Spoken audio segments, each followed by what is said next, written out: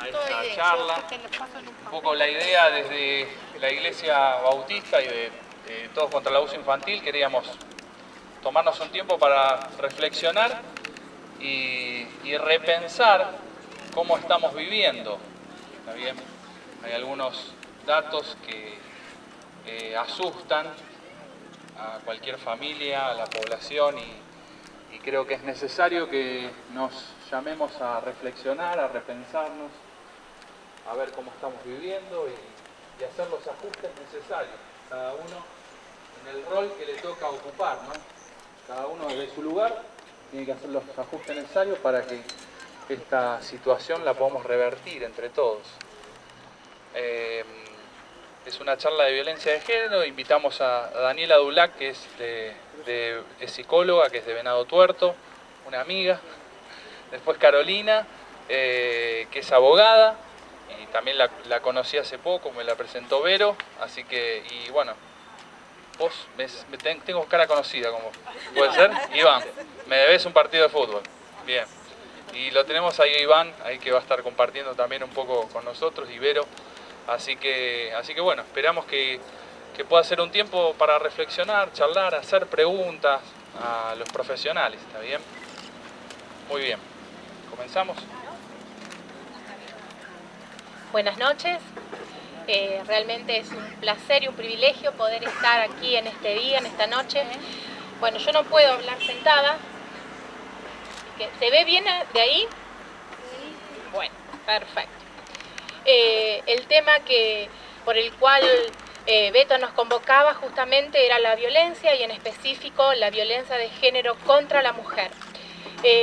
Para comenzar, la pregunta que nos hacemos era cómo llegábamos hasta esto, cómo nos parábamos, cómo la sociedad podía llegar hasta estas instancias. Pasa la otra. Básicamente hay dos puntos importantes, como dice ahí, que tiene que ver con la relación de desigualdad que hay socialmente, aunque estamos en el siglo XXI, entre hombres y mujeres, y tiene que ver con una cultura de la violencia en la que estamos inmersos. Se podría decir que son varios los caminos que nos conducen, que conducen a la sociedad, a la violencia, y a la violencia específicamente, como decíamos, contra la mujer. Uno de esos caminos tiene que ver con la estructura psíquica de cada uno de nosotros. Por supuesto, voy a hablar desde mi lugar como psicóloga, después ella hablará desde otro lugar, pero básicamente la manera en que estamos constituidos psíquicamente hace que un hombre o que una mujer pueda ser violento o pueda ser complementario. ¿Qué es complementario? Por lo general somos las mujeres las que terminan siendo complementarias. El término complementario es de un psiquiatra argentino, de Hugo Marietán, donde él habla mucho sobre estos temas, y tiene que ver con la capacidad que tiene una mujer para aceptar esta violencia y para instalarse en estos lugares. Es decir, no cualquier hombre, no cualquier mujer puede ser violento o puede ser complementaria. Es decir, hay diferentes estructuras psíquicas, hay algunas estructuras psíquicas que nosotros las denominamos son patológicas, es decir, están enfermas. Podemos tener una neurosis en donde la persona sufre, llora, tiene miedo, podemos tener lo que conocemos como un ataque de pánico, un trastorno de ansiedad. Por lo general, la persona, el hombre que es violento, tiene una estructura en donde la denominamos psicopática, en donde hay manipulación, en donde no tienen la capacidad de ponerse en el lugar del otro. Esto no es exclusivo de los hombres, también hay en mujeres, solo que se da muchísimo más en hombres que en mujeres. Por supuesto que también en la estructura psíquica tiene que ver la autoestima de la persona, principalmente de la mujer, cómo ha ido constituyéndose a través de su infancia, las cosas que le fueron pasando. El otro camino del que hablábamos es la cultura en la que estamos inmersos, y como decía, a pesar de que estamos en el siglo XXI, en donde hace ya mucho tiempo se habla de la liberación femenina, aún seguimos inmersos en una cultura sexista, en donde hay diferencias importantes entre los dos géneros. Bueno, yo ahí ponía el ideal colectivo, la sociedad que condena a la mujer que está sola. Perdón, es decir, ¿por qué muchas veces las mujeres se quedan en estos lugares incómodos, en estos lugares donde hay violencia?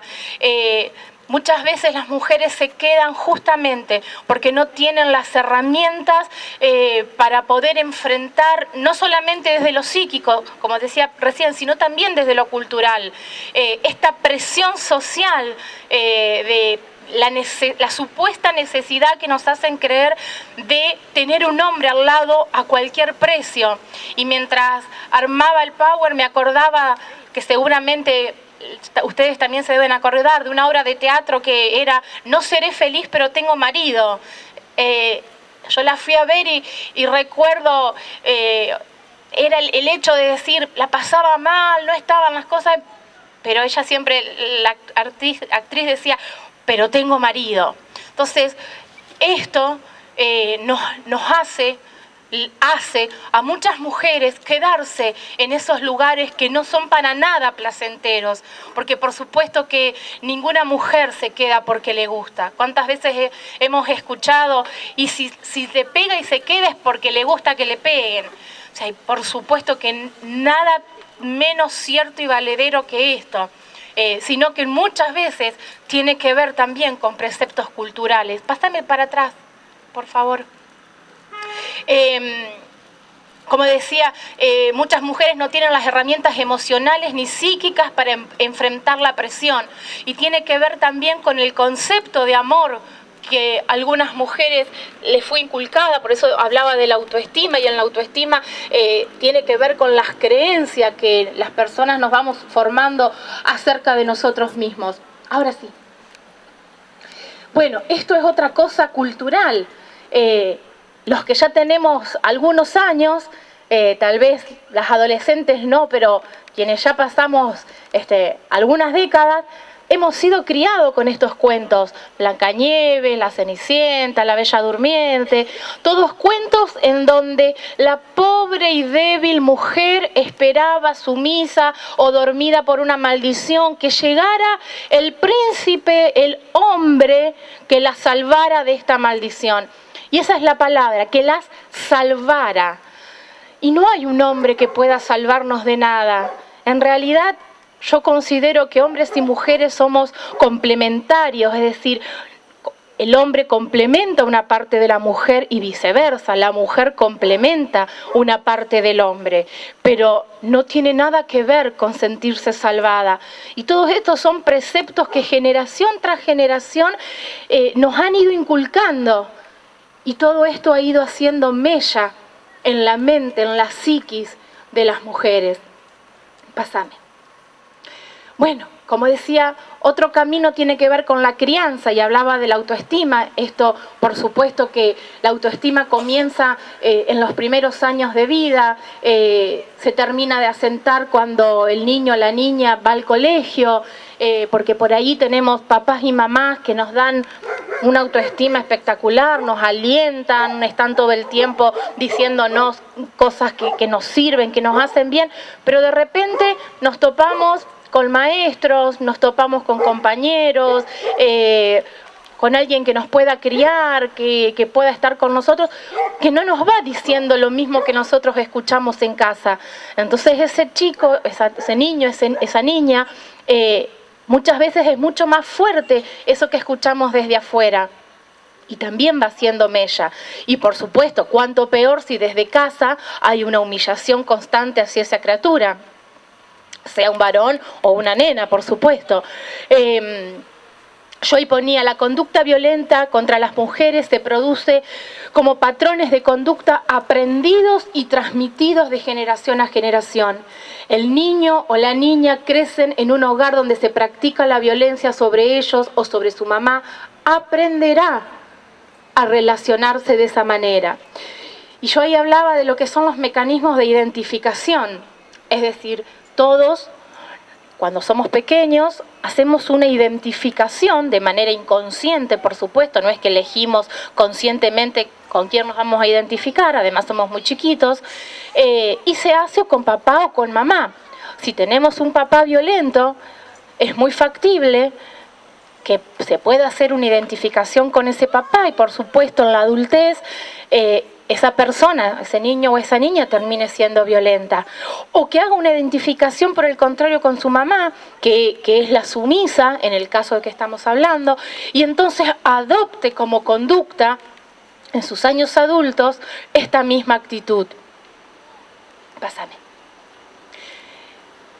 Otro camino, bueno, lo que ya dije, ¿no? Tiene que ver con esto, con las personas influyentes en la vida de un niño.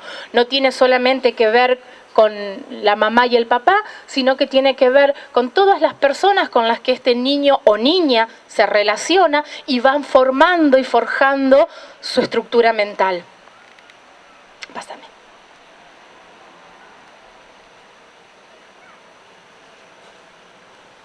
Bueno, algunos medios de comunicación también colaboran para llegar a la violencia contra la mujer, porque tenemos, así como hay medios de comunicación que son muy útiles y nos sirven y brindan información y brindan herramientas, tenemos otros medios, tenemos otros programas en televisión en donde en realidad lo que hacen es denigrar a la mujer, es ponerla en posición de objeto, es en donde el mensaje subliminal que dan es, como yo ponía ahí, la mujer sirve para, es la idea de servidumbre, que por supuesto esta idea también va calando culturalmente y este tipo de cosas colabora a favor de la violencia.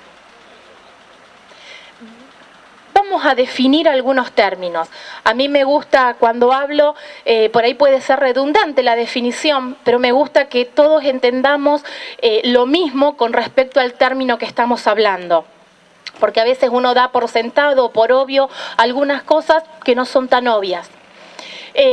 El término, la definición del término violencia de género contra la mujer, o sea, de los términos, de la frase, se refiere a todo acto de violencia que se ejerce contra ella por el simple hecho de ser mujer. No es que haya algún motivo por el cual merezca, entre comillas, la violencia, más allá de que nadie merece violencia, ¿no? Pero es por el simple hecho de ser mujer. Y que tiene como resultado un daño físico, sexual, psicológico o emocional, ya sea en la vía pública o en lo privado.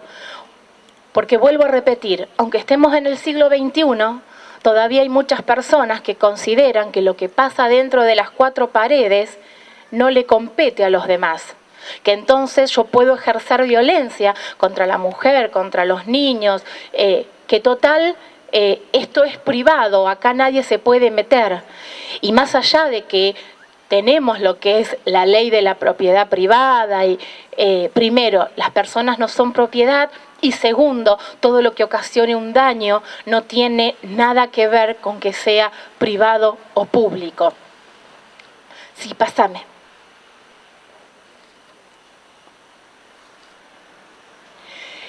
Como violencia, encontramos que es el tipo de interacción, es decir, de relación entre sujetos que se manifiesta en aquellas conductas o situaciones que provocan o amenazan con daño o sometimiento grave, sea físico, sexual, verbal o psicológico a un individuo. Porque muchas veces, cuando uno habla del término violencia, le parece que solamente es el daño físico hacia el otro, que creo que esa es la máxima expresión de la violencia, si es que cabe el término. Pero la violencia también es emocional, la violencia también es verbal. También se agrede con las palabras, ni hablar de que se agrede sexualmente. Otro elemento esencial en la violencia es el uso de la fuerza tanto física como psicológica para lograr los objetivos que van en contra de la voluntad del violentado. Bueno, como yo les decía recién, hay diferentes tipos de violencia. Teníamos la violencia física, que tiene que ver justamente con el acto en donde se agrede el cuerpo, en donde va directamente hacia el cuerpo de la víctima, de la mujer, mediante el uso de la fuerza física, con empujones, bofetadas, golpes. La psicológica, que son las actitudes que intimidan, que amenazan, que humillan a la mujer, que pueden ir desde los insultos, que pueden ir desde el grito, la voz hiperelevada, en donde tiene que ver con el aislamiento de los familiares, de las amistades, de la prohibición de trabajar fuera de casa. Y yo recuerdo un caso que me tocó ver en el consultorio, en donde estas cosas se veían. El hombre, que no era violento físicamente, sino que era violento desde lo verbal y desde lo sexual, a ella la había alejado de todas sus amistades, de su familia, no podía ver a su mamá, no podía ver a su hermana, no podía tener contacto con su hermano. Esto por ahí suena a decir, ¿cómo te van a prohibir que vos te relaciones? Pero el temor que una persona, que una pareja violenta es capaz de ejercer sobre una mujer que tiene las características, como yo decía al principio, para estar en este lugar, llegan a niveles que a veces no tienen nada que ver con la lógica. Y aún a nivel sexual hay violencia y tiene que ver con el hecho de, bueno, está más adelante, pero de obligar a la mujer a mantener relaciones, a hacer cosas que la mujer no tiene deseo. O sea, y no importa, no hay un placer mutuo como debería ser una relación sexual, sino que tiene que ver en realidad con el solo goce por parte del hombre. Bueno, como definición había puesto imponer actos o conductas de carácter sexual contra la voluntad de la mujer, ejemplos, la obligación, la violación. Y en la económica es la privación de bienes económicos o quitar por la fuerza los ingresos obtenidos. El caso que yo había visto, que me tocó ver, también ella no manejaba dinero, pero no manejaba dinero ni siquiera para ir a la verdulería, ni siquiera si tenía que comprarse, no sé, una ropa interior. No manejaba dinero, no sabía prácticamente lo que era el dinero, porque por muchísimos años su esposo se lo había negado, porque esa es la forma de control. La persona violenta necesita tener el 100% del control. ¿Por qué las aíslan de las personas de su entorno? Porque sabe que si la víctima logra tener contacto con el entorno, ese entorno, por decirlo de alguna manera, la va a avivar y a ellos no les conviene.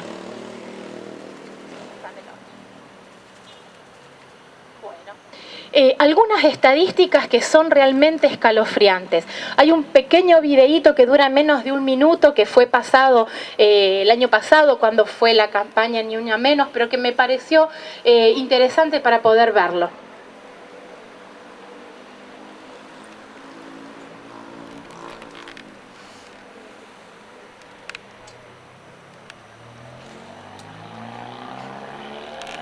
La otra diapo que sigue habla de que la OMS, la Organización Mundial de la Salud, dice que cada 18 segundos, es decir, casi 1/4 de 1 minuto, una mujer es maltratada en el mundo. La verdad que las cifras son demasiado terribles. Y es necesario, como decía Beto al principio, de que podamos tomar conciencia, de que podamos aprender nosotros para poder ayudar. Tal vez a nosotros no nos pase esto, gracias a Dios no tengamos ni esta estructura psíquica, ni seamos complementarias de una pareja violenta, pero sí podemos conocer, sí podemos tener una vecina, un amigo, un pariente, y que podamos brindar desde nuestro lugar, pero una pequeña herramienta para poder colaborar con estas mujeres. ¿Está, Beto?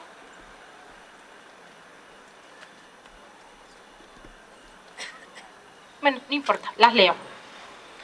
Me hace cambio de antiparra.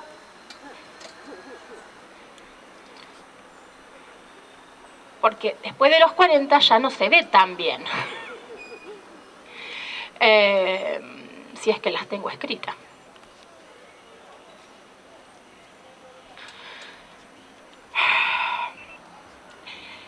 la ONG La Casa del Encuentro informó en el año 2014 que se registraron 277 muertes de mujeres y niñas por femicidio. Hay más estadísticas ahí que, bueno, yo no las anoté confiando en el video, pero lo importante más allá de los números, porque muchas veces parece que fueran meros números y en realidad son personas. Por ahí escuchamos y decimos 277 y no tomamos conciencia de lo que realmente implican 277 personas, mujeres. El primero. No, ese no. Ese viene después. El que dice números. Ese. Bueno, te doy. Solo porque sos vos. Bueno, no te lo doy nada entonces. Déjalo, pasamos la otra diapo.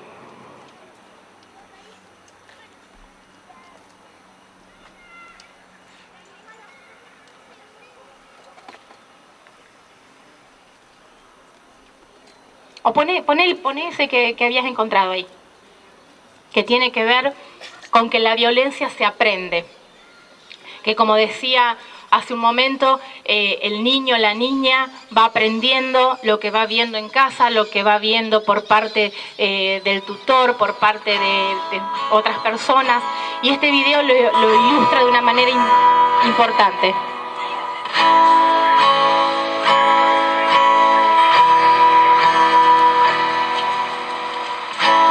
Looks like rain again today. Dark clouds gather and fill the sky.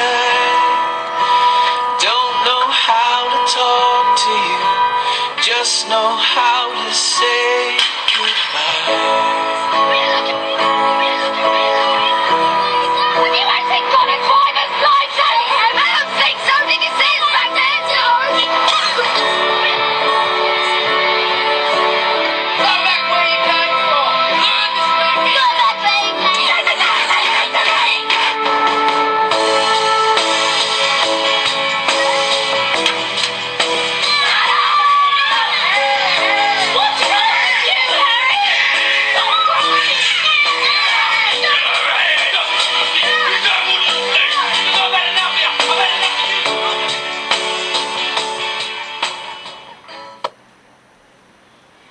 Bueno, creo que nada tan gráfico como eso.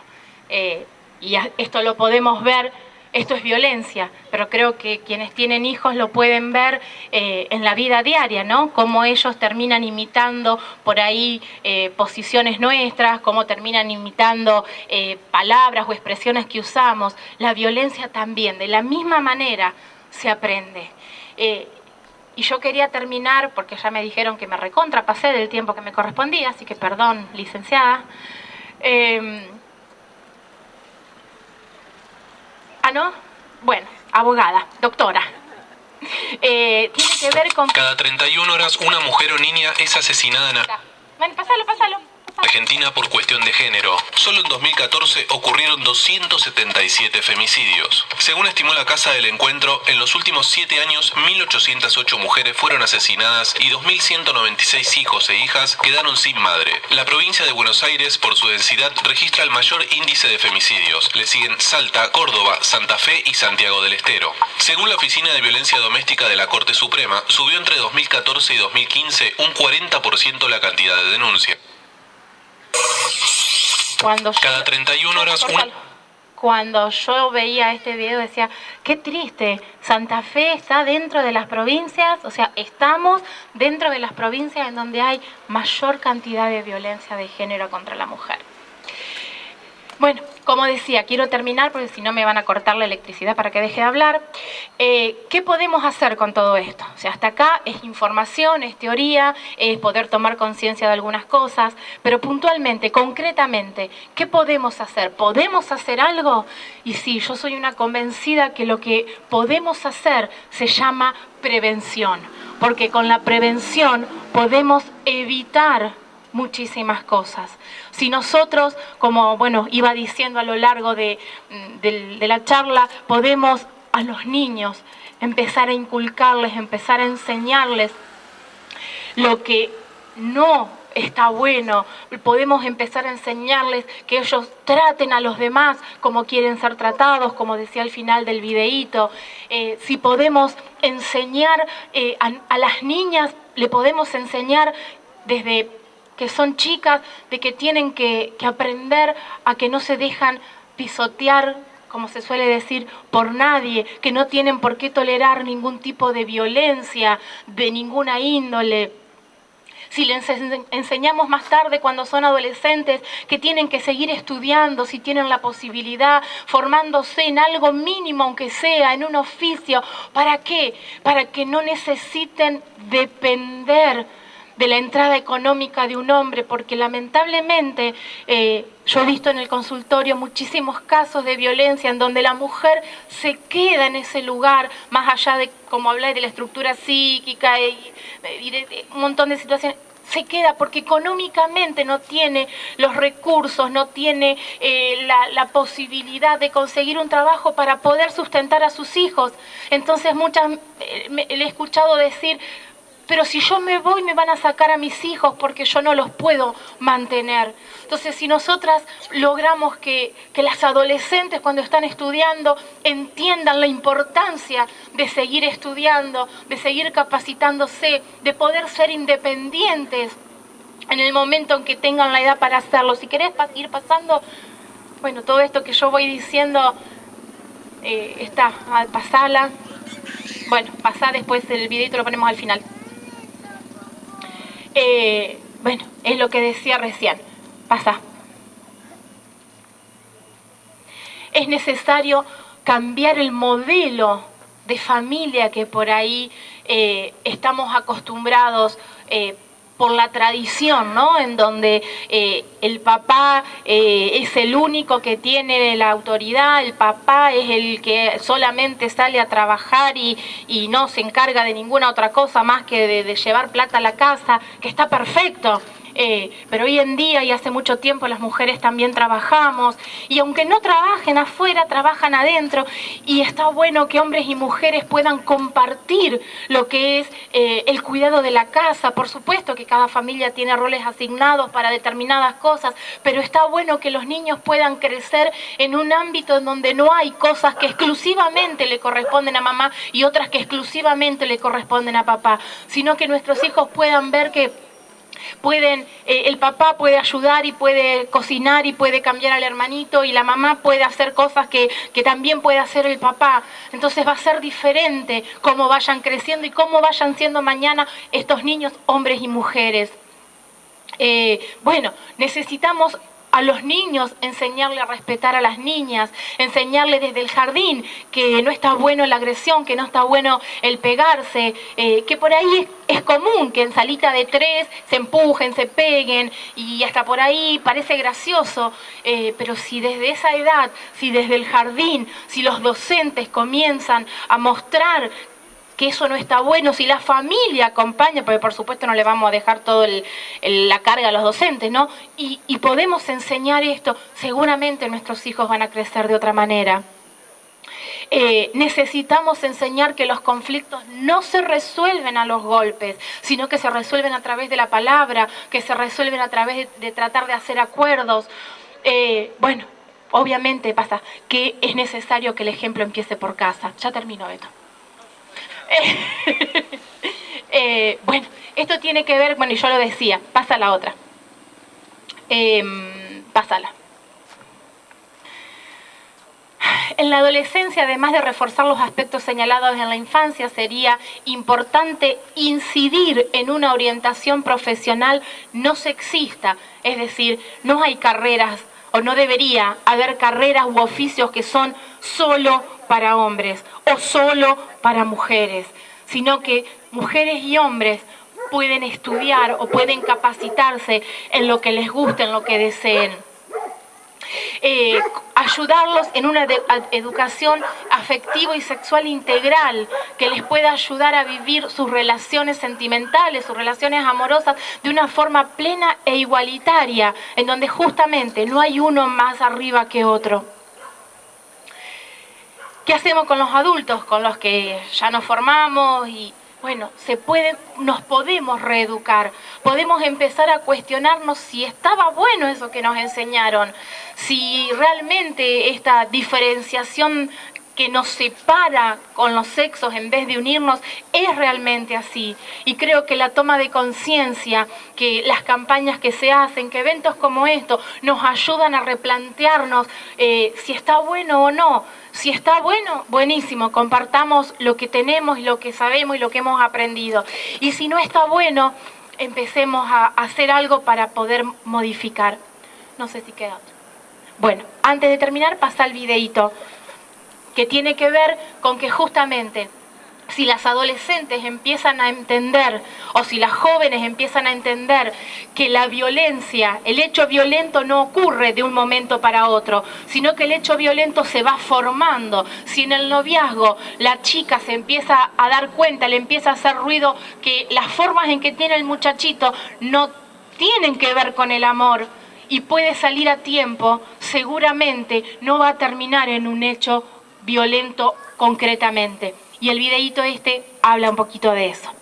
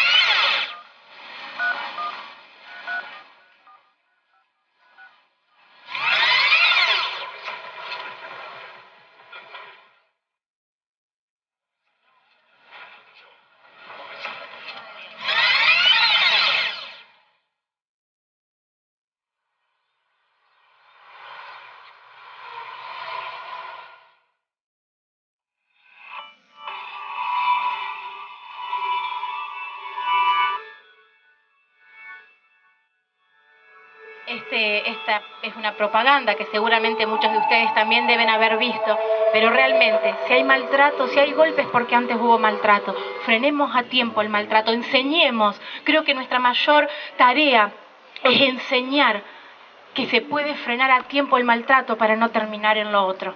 Muchas gracias. No hay problema, bien, muchas gracias. Bueno, bien, seguimos. Después hay premios, hay regalitos, hay cosas, también hay torta, hay jugo, algo para compartir, así que vamos, sigamos porque vale la pena. No.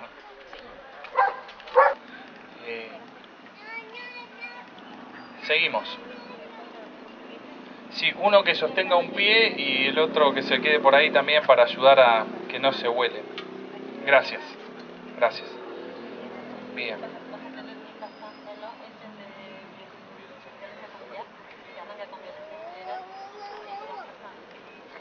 Bien.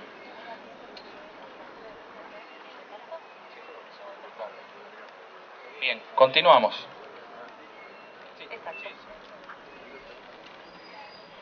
Buenas noches. Bueno, creo que me conocen todos, pero para los que no me conocen, soy Carolina Cles, soy abogada y quiero agradecer al pastor Beto y a Verónica que nos convocaron para esta actividad a la que es una obligación de todos sumarnos de una o de otra manera. Yo agradezco la confianza que han colocado en mí para este lugar. Bueno, nos pidieron que habláramos de la violencia de género, pero necesariamente tenemos que hacer un análisis abarcativo, digamos, para ir de lo general a lo particular. Así que vamos a conceptualizar lo que es violencia. Es el uso de la fuerza abierta u oculta con el fin de obtener de un individuo o grupo de individuos algo que no quiere consentir libremente. Acá vemos que puede darse de manera abierta u oculta.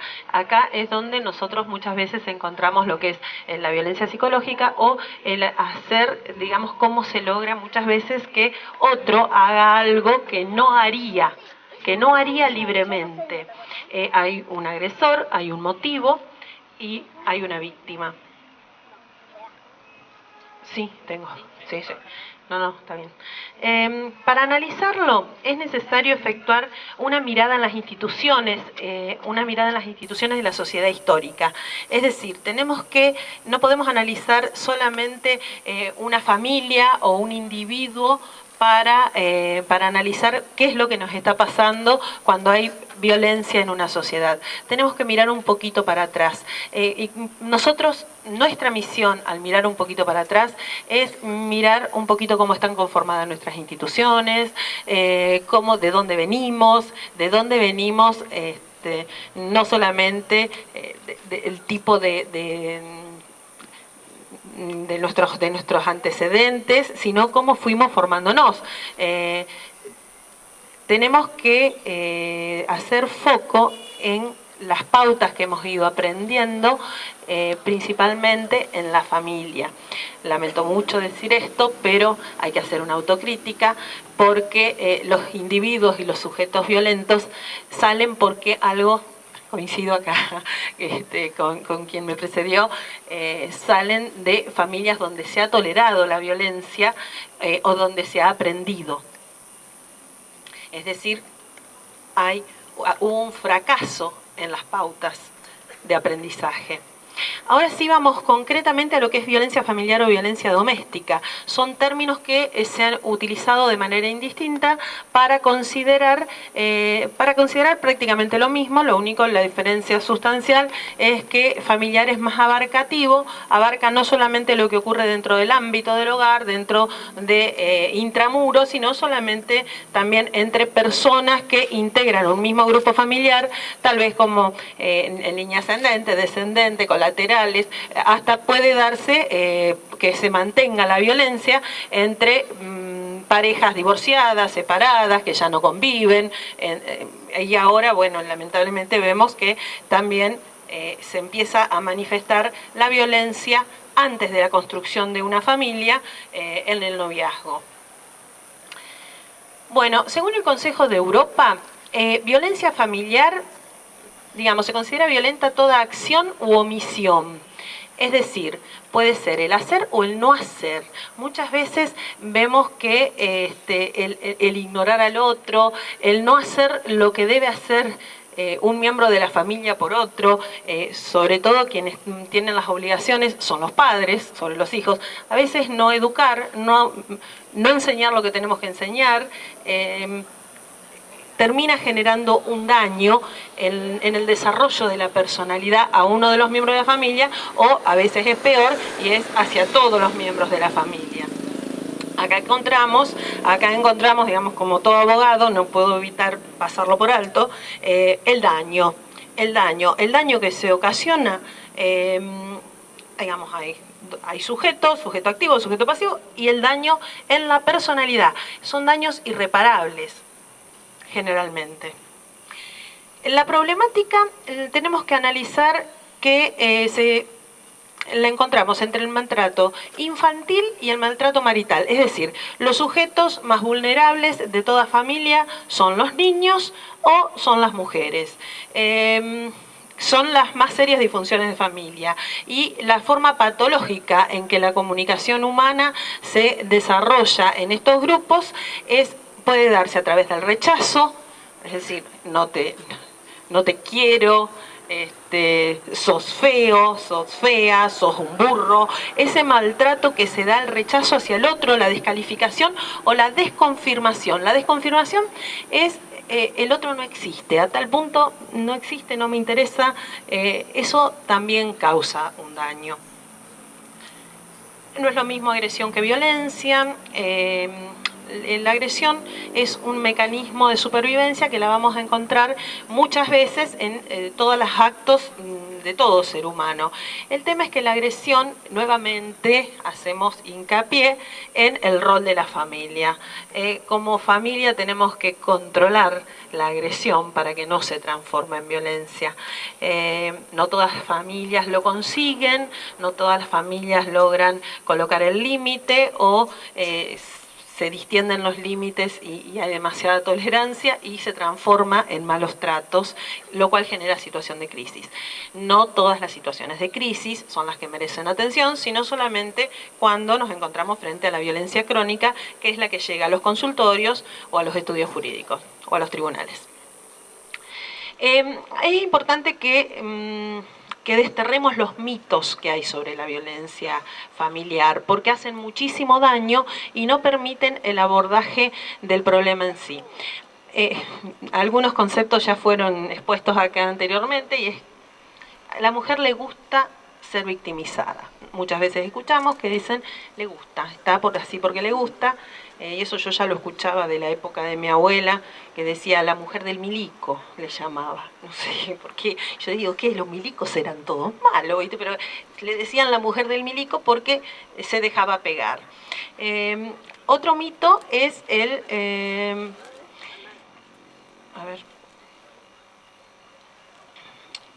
que la víctima priorizó su bienestar económico a su bienestar físico y emocional. Y acá, cuando hablo de mitos de la violencia familiar, estoy hablando de cómo se ve desde afuera, porque lamentablemente esa mirada, que tiene que ser la mirada que contenga, que acompañe, que ayude a prevenir y a solucionar, muchas veces se deja llevar por esto, ¿no? La víctima priorizó su bienestar económico a su bienestar físico y emocional, es decir, en buen romance, se quedó al lado del marido para que la mantuviera, y bueno, se la banca porque quiere, está lastimada y está mal o es maltratada, pero porque la mantienen. Bueno, eso es un mito. Por lo general, la mujer víctima de la violencia no se da cuenta que está metida en ese circuito hasta que no es demasiado tarde y no puede salir. Al menos no puede salir sola. Los casos de violencia familiar son aislados, escasos y no representan un problema grave. Eso tampoco es verdad. No son ni tan aislados ni tan escasos y son un problema gravísimo. Gravísimo, porque trasciende a la familia y porque aparte hay víctimas, y que haya víctimas dentro de los integrantes de la misma familia es muy grave. Los casos de violencia doméstica ocurren en familias marginales, carenciadas, inferiores o sin educación.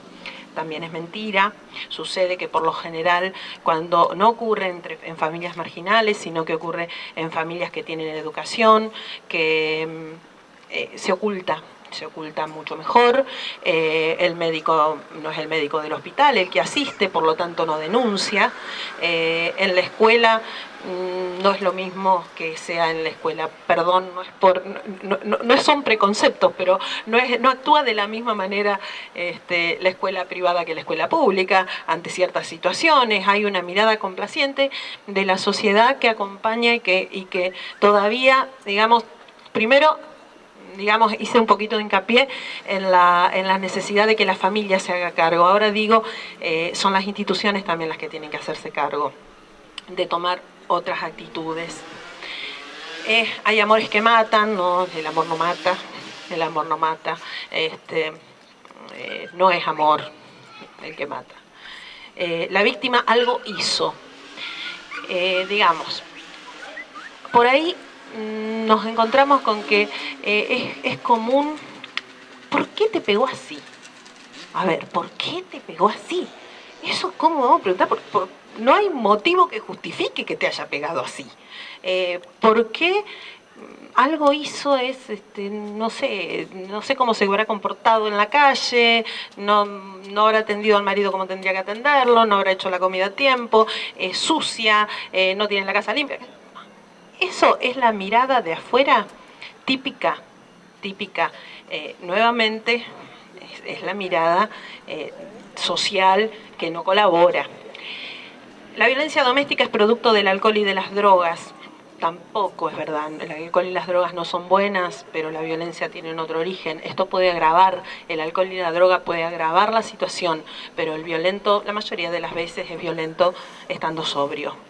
Las personas violentas padecen alguna enfermedad mental, diciendo aquí con quien me precedió, ella analizó mucho la cuestión desde la psiquis y desde los distintos trastornos de la personalidad, pero no justifican de que se los pueda considerar enfermos mentales.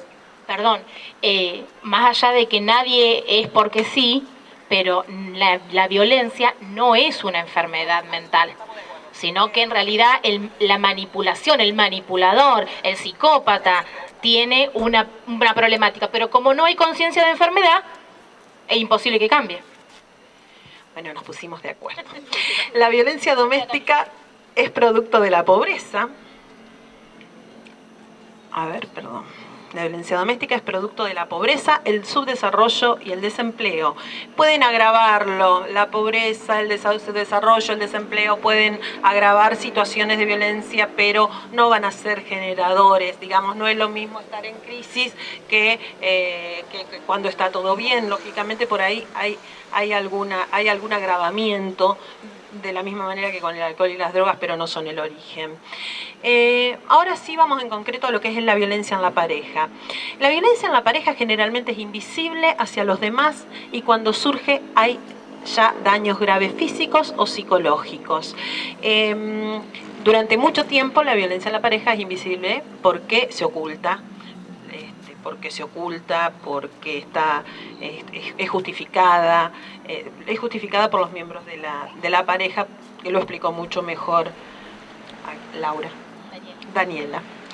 Y sí reconoce un ciclo de 3 fases. En la primera etapa hay una acumulación de tensión, donde vemos que hay roces permanentes, incremento de hostilidad. En esta etapa podemos advertir que se da principalmente la violencia psicológica, la violencia verbal, el hostigamiento. En la segunda fase se produce el episodio agudo, es decir, cuando esa tensión explota y termina con el empujón, la cachetada, la paliza, o puede terminar en un homicidio según las características que tenga. Y la tercera fase es la luna de miel. Se da el arrepentimiento del agresor, el pedido de disculpas, las promesas, que nunca más va a suceder, la reconquista y la reconciliación. Cuando vuelve a comenzar este ciclo, es muy, muy, muy difícil que la víctima pueda salir por sí sola. Para poder salir va a tener que recurrir a terceras personas, ya sea ayuda judicial, ayuda psicológica, si no es muy difícil. ¿Cómo llegamos a esto? ¿Cómo llegamos a esto de la violencia en la familia? En realidad, ¿cómo llegamos a visibilizarla?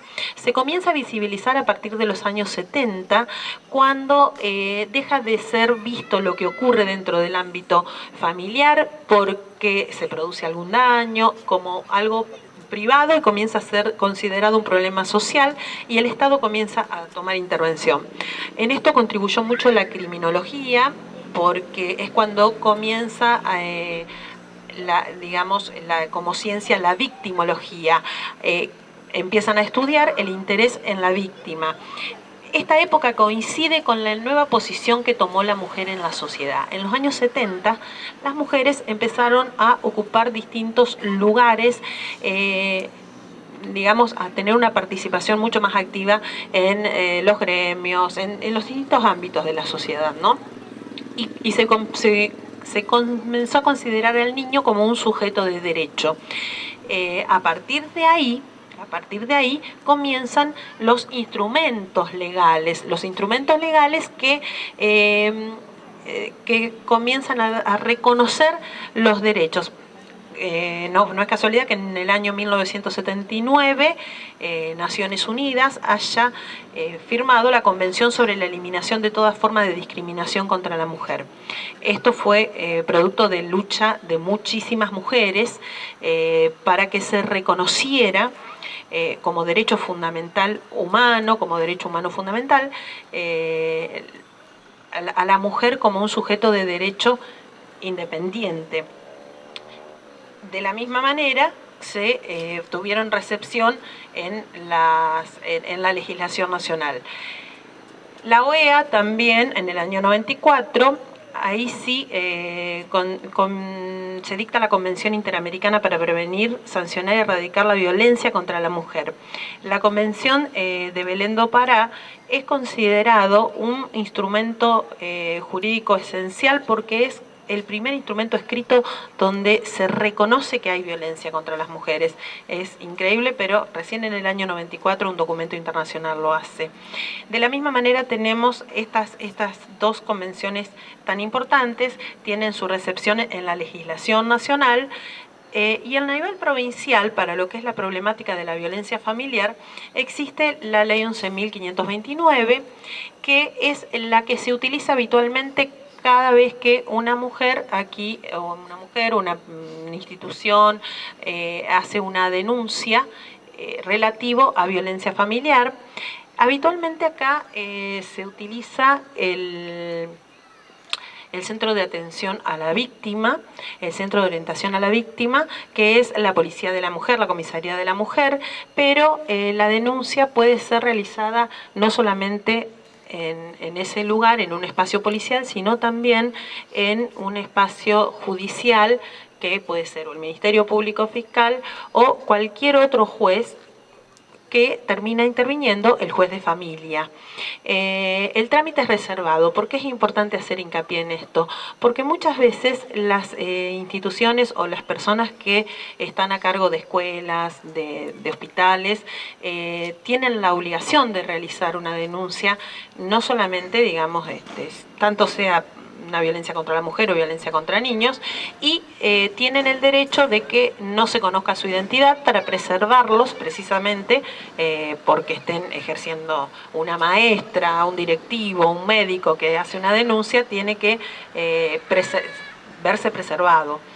Y de esta manera se pueden resolver rápidamente, de manera de trámites muy ágiles, medidas inmediatas para lograr la exclusión del hogar, prohibiciones de acercamiento, reintegro del hogar, fijación de alimentos, tenencia o régimen de comunicación. Esas son todas medidas que se toman de manera inmediata y sin un juicio. Lo toma cualquier juez de familia, en todas las jurisdicciones hay uno, así que esa es la solución legal a esta temática. Bueno, ese es todo mi aporte, espero que les sea útil.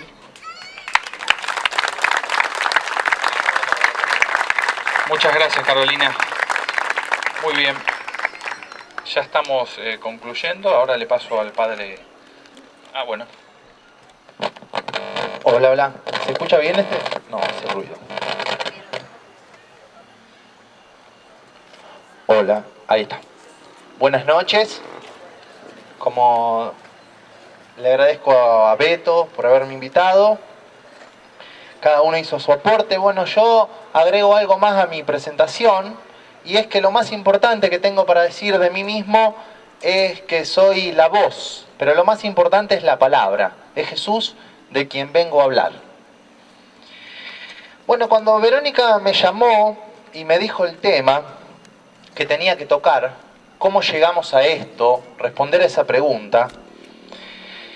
Y me preguntaba cómo llegamos a este estado de violencia, de divisiones, de odios, de problemas contra la mujer. Entonces se me ocurrió una idea que no solamente respondía a la pregunta ¿cómo llegamos a esto?, sino que también era capaz de generar un plan de acción para ver cómo podemos revertir esto. Por eso, la frase que voy a pronunciar ahora es lo más importante que tengo para decir esta noche. Y a mi entender explica sencillamente cómo llegamos a esta sociedad violenta y también qué tenemos que hacer para salir de esto. Así que les pido que presten mucha atención porque esta frase es lo más importante que tengo para decir. La frase dice así: cosechas lo que siembras. Cosechas lo que siembras. Es tan importante que los invito a que ustedes también puedan repetir en voz alta esta frase. ¿Vamos a repetirlo? Cosechas lo que siembras. Una vez más. Cosechas lo que siembras. Es tan importante que ahora les van a repartir un papelito. Les van a repartir un papelito para que cada uno se lleve esta frase. Para que no se la olviden. Cosechas lo que siembras.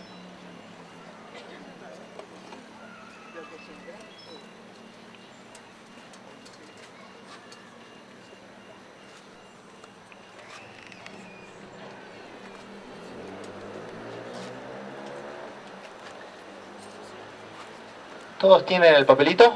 ¿Ya?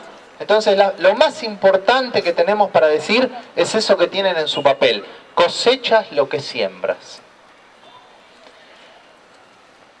Ahora sí, les puedo decir que esta frase no es una idea mía, sino que está en la palabra de Dios, ¿no? Dice la segunda carta a los Corintios, en el capítulo 9, versículo 6. El que siembra escasamente cosecha poco, el que siembra generosamente cosecha con abundancia. Es decir, que depende cuánto y cómo damos, es la medida de lo que recibimos. El banco de la vida es justo y nos devuelve lo mismo que depositamos en él, como sociedad, ¿no? San Pablo, basado en su propia experiencia, también dice en la carta a los Gálatas, capítulo 6, versículos 7 y 8, lo que uno siembre, eso cosechará. Quien siembra en la carne cosecha corrupción, pero el que siembra en el espíritu cosecha vida eterna. ¿Sí? Dice que fueron al Cañón del Colorado, en los Estados Unidos de América, un papá con su hijo. El hijo tenía 7 años y mientras iba caminando por el Cañón del Colorado, se cae. Y cuando se cae, en una tarde calurosa de sol, grita: ¡ah! Para su sorpresa, del fondo de las montañas escucha una voz que dice: ¡ah! Con curiosidad, el niño dice: ¿quién está allí? Y desde el fondo del cañón, la misma voz le replica la pregunta: ¿quién está allí? Enojado con la respuesta anónima, el niño le dice: cobarde, ¿por qué te escondes? Del otro lado, alguien le contesta agresivamente: cobarde, ¿por qué te escondes? El niño mira a su padre y le pregunta: ¿qué pasa, papá?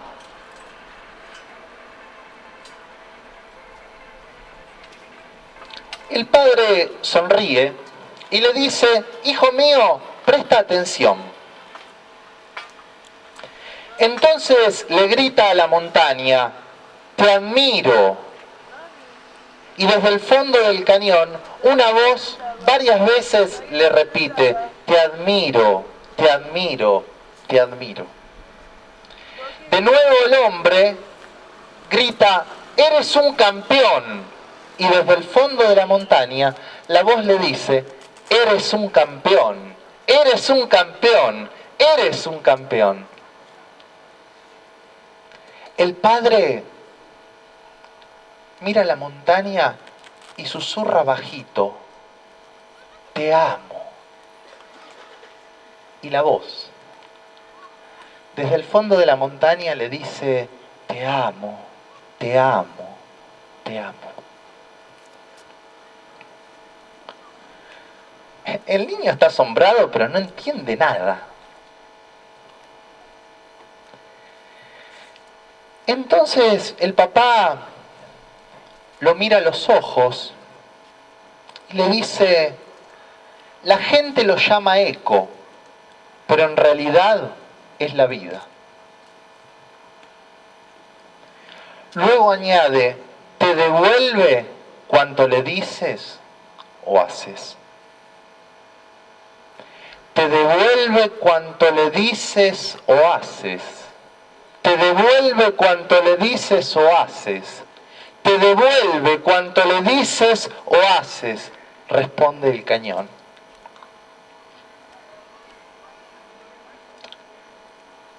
Cada uno cosecha y recibe lo que ha sembrado y dado.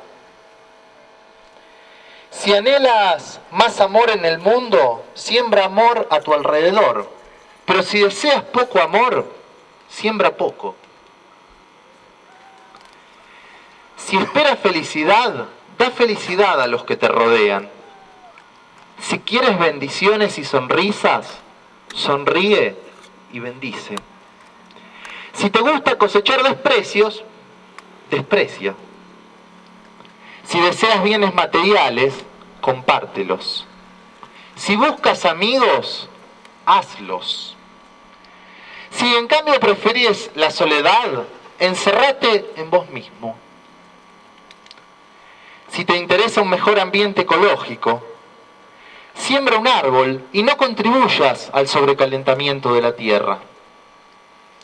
Si necesitas que te escuchen, escucha también a los demás.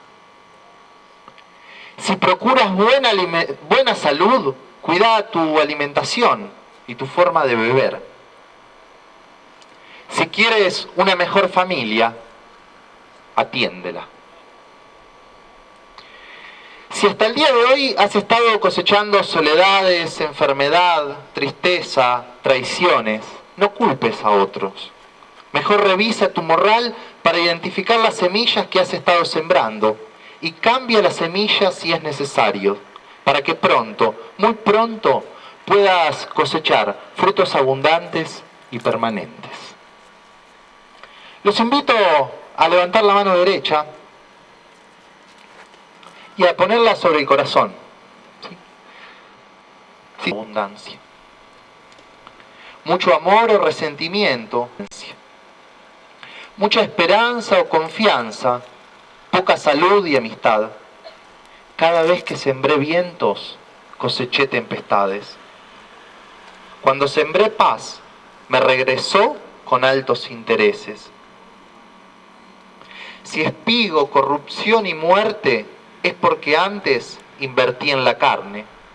Pero cuando sembré en el espíritu, he constatado frutos de vida eterna. Por otro lado, Señor, yo soy el campo. Siembra tu palabra en mí. Tu palabra que es espíritu y viva y eficaz, para que dé fruto del 100%.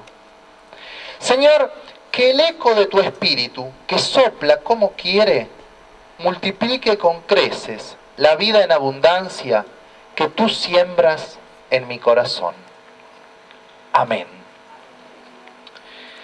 Para terminar y aplicarlo al tema que nos compete esta noche, quiero decir esto.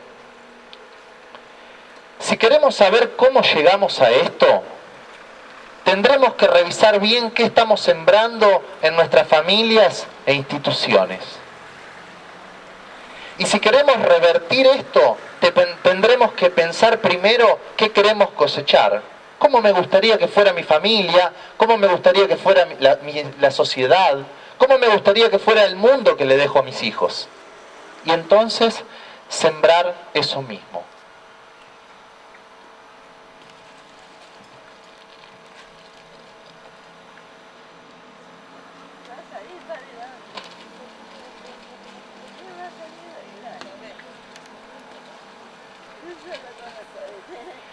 Si quieres frutos agrios y ácidos, siembra limones.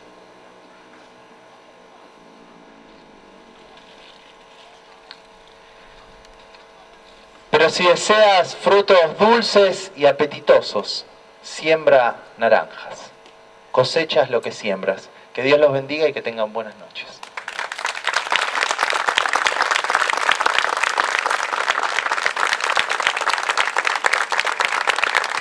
Muchas gracias, Iván.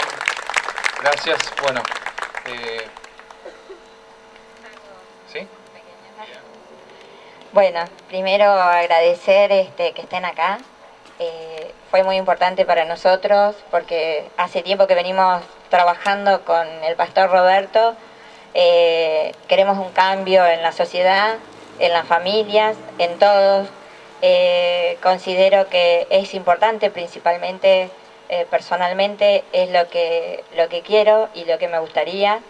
Un cambio en la sociedad, en la justicia, en las leyes, en las familias, en las formas de tratarnos. Creo que tampoco quiero ser muy extensiva porque ya las profesionales hablaron, por ahí yo me había traído una ayuda a memoria con todos los casos de violencia que existen, y yo más que nada pido que la justicia tome y atienda o se preocupe más por la víctima y la familia de las víctimas, por sus derechos y no por los derechos de los asesinos. Quizás los voy a cansar porque siempre repito lo mismo, pero es lo que espero de esta sociedad, de la justicia. Pero no puedo dejar de agradecer que más allá del dolor que llevo, no puedo dejar de agradecer la gente que me acompaña, que está conmigo, al pastor, si bien tenemos diferentes creencias, yo siguiendo un poco el lineamiento del Papa, somos ecuménicos, trabajamos y creo que independientemente de nuestra religión, política, posición social, creo que todos juntos podemos luchar por un cambio. Como digo, esto es un compromiso de todos. Hoy me pasó a mí estar en esta situación, pero no sabemos cuándo le puede tocar a otra persona. Yo antes, cuando decía, lo veía en la tele o le pasaba a alguien, decía, le pasó al otro. Siempre estuve comprometida con causas solidarias, quienes me conocen saben que trabajo, pero quizás no me involucraba más allá de algunas cosas solidarias nada más. Y ahora mi compromiso tiene que ser mayor, quizás para trabajar con quienes deben, o ayudar, o desde mi pequeño lugar pedir un cambio.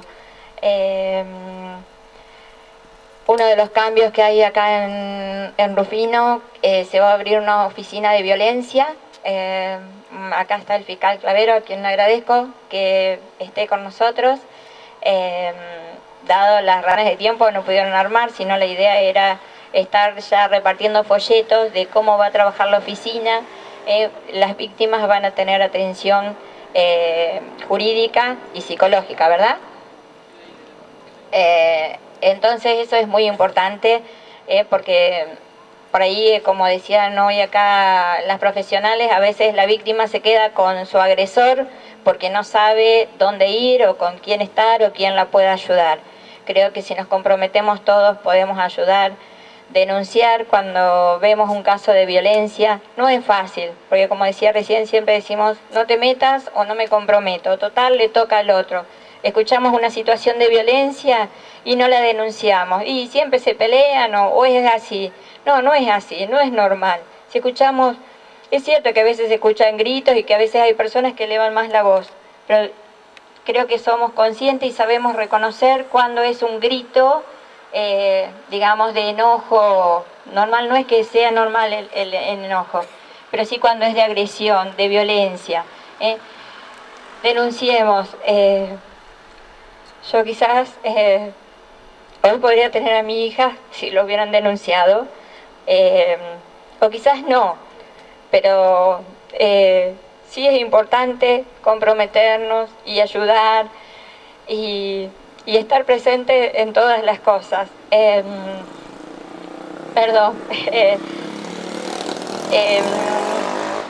Voy a decir lo de la película porque si no ya se me están yendo. Acá me pasaron una invitación el domingo, como en el marco del Día de la Mujer van a pasar una película, La plegaria del vidente, Ni una menos. Como dice el colectivo de Ni una menos, todas nos queremos vivas. trabajemos para eso. Agradecemos, te agradezco Roberto, que me hayas invitado a trabajar con vos.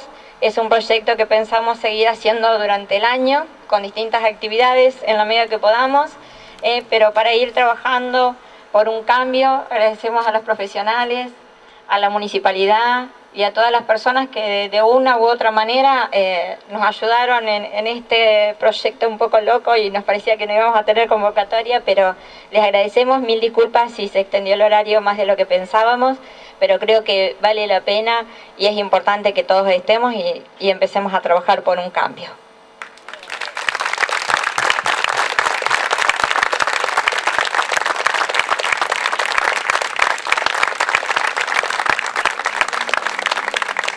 Muy bien, ya estamos terminando, tenemos un regalito para todas las mujeres, porque hoy es su día, ¿está bien? Así que no nos queremos olvidar, le queremos regalar una tarjetita chiquita, importante. Gracias por estar. No es que nosotros ya pasamos esto, nosotros también somos parte del cambio, nosotros también tenemos que cambiar cosas. No es que somos perfectos y ya no, tenemos que nosotros seguir cambiando. Si queremos un cambio, tenés que ser parte del cambio, ¿está bien? Me encantó, me parece que él se metió en mi mente y me afanó el versículo que yo iba a decir. Pero bueno, esto pasa entre colegas, ¿está bien? Queríamos que sea diverso, católico, evangélico, socialista. Muy bien. Así que es bastante diverso y me gusta, ¿está bien? Porque creo que tenemos que hacer prevención desde todos los lugares. Así que todos los que se quieran sumar a prevenir, no sé, nos queremos reunir, algo queremos hacer. No podemos seguir viviendo con esta situación, ¿está bien? La tenemos que erradicar de plano, ¿está bien? Las casas se construyen con ladrillos. Los hogares se construyen con valores, ¿está bien? Hay valores que estamos perdiendo como sociedad y que tenemos que recuperarlos. Tenemos que volver a algunos valores que nuestros viejos nos han formado y hemos perdido, ¿está bien? Así que no nos olvidemos de los valores, ¿está bien? Muchas gracias, bueno, a los medios por estar, el Consejo de Seguridad Ciudadana que cambió el día, gracias también, la Municipalidad, Magalí Iriarte, ¿no? Rubén Iriarte, ¿quién más me olvido? Bueno, muchos, yo siempre... El Consejo Mazuco, gracias, el exintendente, bueno, y todos los que están presentes. Disculpen si nos olvidamos de algo, realmente queríamos que esto le pueda llegar a cada uno y que se pueda meter en la mesa de cada uno de ustedes para charlarlo, repensarnos, replantearnos cosas y que esto no siga igual, sino que las cosas puedan cambiar. ¿Está bien? Dios los bendiga. Hay tortas, hay cosas para tomar y llévense la tarjetita, ¿eh? Un aplauso.